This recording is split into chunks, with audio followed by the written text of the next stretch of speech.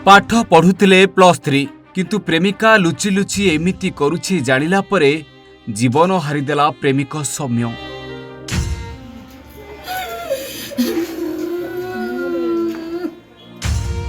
हाँ आज्ञा, केन्द्रापड़ा स्वयंशासित महाविद्यालयर युक्त 3 छात्र थिले सौम्य रंजन मल्लिक, जी आज आउ दुनिया रे नहांती। गत मास 29 तारिख संध्या समय दुहरिया निकटस्थ पांडिरी ग्राम अंतर्गत पाट सामुलाई पीठर निर्जन स्थान रे हठात पोकोमरा कीटनाशक पी देई अचेत होई पड़िले। आउ देखु देखु जीवन चलीगला मेडिकल रे। तेबे काहेकि जीवन हारिले सौम्य खोजाखोजी करिबारु मोबाइल रु बाहरिला एमिति सत समस्ते जानी आश्चर्य हेले।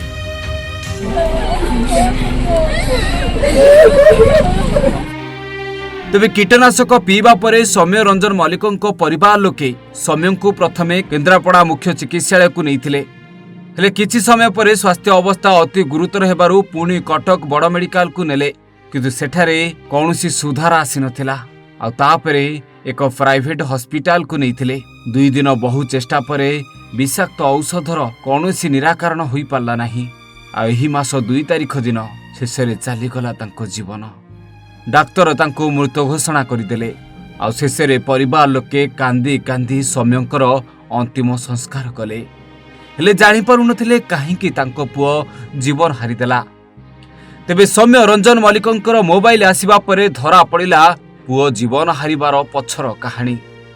मृत सौम्य रंजन मल्लिक घरोई विद्यालय रे पाठ पढ़िबा ठारू आरंभ करी केन्द्रापड़ा स्वयंशासित महाविद्यालय रे युक्त 3 पढ़िबा पर्यंत एक प्रेम संपर्क रे थिले, जहाँकि केन्द्रापड़ा महिपाल ग्रामर एक ब्राह्मण परिवार झियो सहित से प्रेम संपर्क रे थिले। महाविद्यालय रे मध्य सहपाठी भावे पाठ पढ़ुथिला सेई झियोटी। आ दुहींक भितरे बढ़ी जाइथिला निर्बिड़ संपर्क।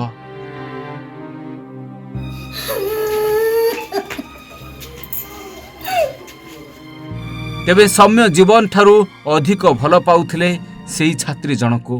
हेले सेपटे से जानिबा को पाइले जे प्रेमिकार परिवार संपर्क रे थिबा जने युवकंक सहित लुचि लुचि प्रेमिका रखुथिला कुआड़े शारीरिक संपर्क। एक कथा जानिबा परे भितरु भांगी पड़िथिले सौम्य। हाउ बारंबार मना करुथिले सेही युवक सहित कथा हेबा पई। हेले छात्री जनक सौम्यर कथा को एड़ाई दे सौम्यंक सह एमिति प्रतारणा करी चलिले, जाहाको सही पारुनथिले सौम्य। आ बारंबार कहूथिले मु जीवन हारिदेवी मो कथा न शुणिले। आ शेषरे एमिति निष्पत्ति नहीं गले सौम्य। तो जना पड़ी सौम्य से छात्रींकर सांगरे पाठ पढ़ुवा सहपाठी को वीडियो कॉल करी देखाइथिले मु ए कीटनाशक पी दे जीवन हारिदेवी। आ सत को सत से एभली कीटनाशक पी दे जीवन हारि देथिले। ते बापा अरुण मल्लिक केन्द्रापड़ा सदर थाना रे एने एक लिखित अभियोग करिसंती जे मो पुओ सहित गोटे झियो एमिति विश्वासघातक कला। आ मो पुओ शेषरे जीवन हारिदेला। तेबे अनुसूचित जनजाति मामला रुजु होइतिबारु ए मामलार संपूर्ण भार केन्द्रापड़ा उपनिरीक्षक थिबा देवेंद्र मल्लिक को प्रदान करा जाइछि। तेबे एतला हेबार 8 घंटा परे उपनिरीक्षक देवेंद्र मल्लिक मृत छात्रंक परिवार को डकाई तांको सह पुओर जीवन हारिबा घटना को नहीं संपूर्ण आलोचना करिसंती। से टोका कहूँ तू एमती शुणु आउ तो लाइफ रे शुणु आ देख मु कौन करुँची कहीकि से झील कांधे हाथ पकईदेला। हाँ ता आगे जो कला कारण से 6 वर्ष भल पाँच ना से सही पारानी। हेटू कहला तू सही पारू आ मनीष छुआ होतबू जब सहबू आदि अमनीष होतबू सेकेंड रे तू मरबू। तू कौन मरबू तू मरबुनु आ देख कहीकि ता आगे जो कांधे हाथ पकईला से सही पारानी मरिया बाध्य करागला। बो सेठू माने सेठू पलि आसला आसला पर कौटी कौन कला आम भी आईपर किंतु मरबार हाथ हूँ ता माँ मुन्ना आ से झील। केन्द्रापड़ारू राकेश कुमार लेंका रिपोर्ट, ओडिशा भास्कर।